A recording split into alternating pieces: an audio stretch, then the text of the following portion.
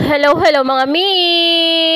Welcome na naman sa panibagong araw ng buhay ko bilang isang full-time mom! Huy! Heto na naman tayo sa ating daily life mga mi. So, ang dami kong iniisip mga mi at ang dami kong gustong gawin mga mi. Una na dyan ang maglinis at magligpit-ligpit ng kung ano-ano dapat. Dahil nakita nyo naman yan ang grabe.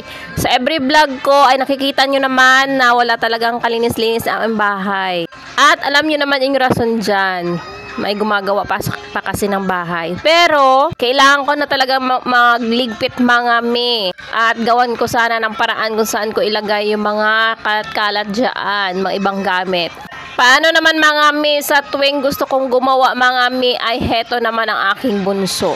Ayaw niya talaga akong paalisin. Gusto niya talaga sa harapan niya ako lagi. At ito na nga mga mi, ay nakakuha ako ng tiyempo kaya ito ang aking gustong gawin. So, itong part namin ng kusina, yung pintuan dito ay wala pa talagang chance mga me na mapalitan ito. So, gagawan ko na lang siya ng paraan para naman makaya-aya sa aking paningin. At maiba naman sa aking paningin dahil na-stress na ako mga me kung anong dapat kong gawin dito. So, may tirang pintura pa sila that day doon sa garahe. At ginamit nila yung pagpintura doon sa bubong. Kaya yon kinuha ko mga me at ginamit ko dito. Actually mga me ay pinturang ito para ito sa bakal. Pero syala na. Pakpakboom na yan mga me. Kaya rebels na yan. Pwede naman siya dito sa kahoy mga me. Ayan nakita nyo yung kamay ni baby. Naghahawak-hawak siya dito sa upuan na malapit sa akin. So panayan na hawak sa akin. Lapit sa akin kasi gusto niya talaga magpakarga. Ewan ko ba mga me, ganyan siya pag kahit andyan naman ako sa tabi niya, gustong-gusto niya talaga magkatabi kami at wala akong ginagawa. Yung parang siya lang talaga yung titignan ko, asikasuhin ko. Parang gano'n. Kahit naglalaro siya mga me. Basta ba nakikita lang niya ako sa harapan niya. Ayan yung mga gusto niya. Ayan. Umiiyak-iyak siya dyan mga me. Kumakapit siya sa legs ko. Hinahayaan ko lang siya. Kasi sobrang nasanay silang karga-karga talaga mga me. Wala na talaga akong magawa mga me. So ayan. Hinayaan ko muna siya para matapos ko yung aking ginagawa. At gaya lang sabi ko mga me, ay matatagalan pa siguro bago ito palitan ng aming pintuan dito sa kusina. Dahil ubos na talaga mga me ang budget. Nakita nyo naman ang poste dyan, pinatsi-patsihan na ni kuya yan. At hindi naman tinuloy. Kasi nga inuna nila doon sa taas. So, sabi ko kay the day, sana hindi na nila pinatsi-patsihan yan at makinis naman yung haligi pa dyan. O nalagyan ko pa sana o napinturahan ko pa sana yan kung ano, tabitan ko pa sana yan kung anek-anek dyan. Paano yan may patsi-patsi? Pero ang isip ko niyan mga me, after ko dito sa aking ginagawa ay ako na lang ang magpapalitada dyan mga me. Yes mga me.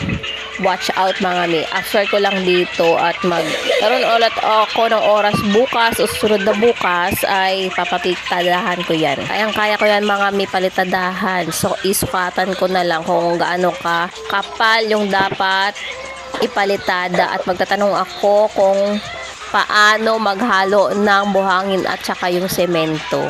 Ay nako mga me, lahat-lahat yan kaya kong gawin yan. Nag-umpisa nga pala ako dito mga me ay mga alas 8 or sobra. Basta pagkatapos ng almusal ng aking dalawang trabahador dito.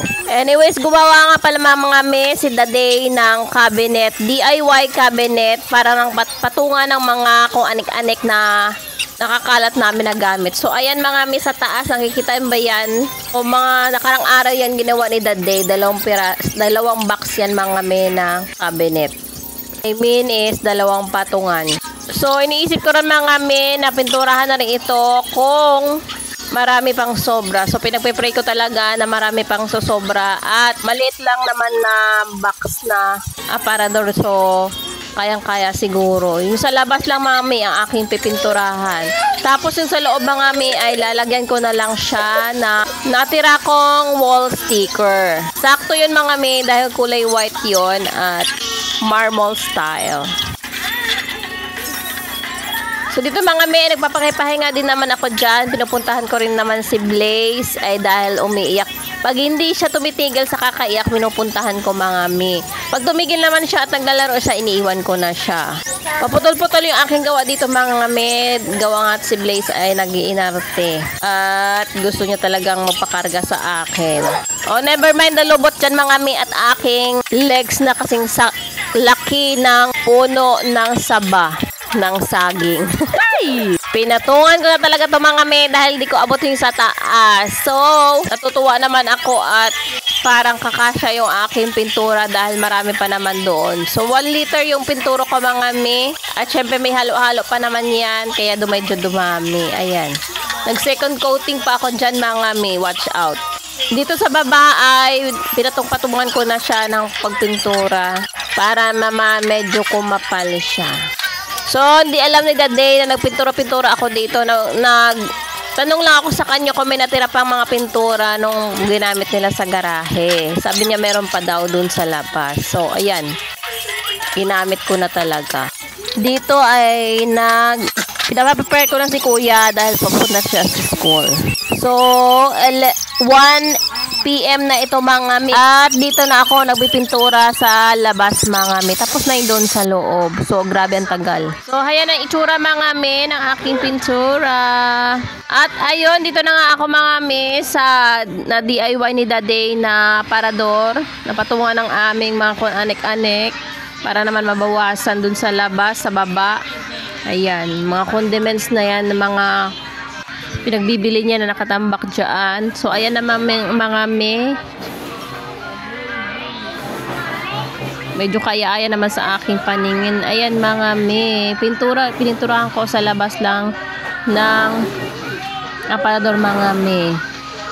So, ayan. Ayan. Medyo okay naman yung mga me.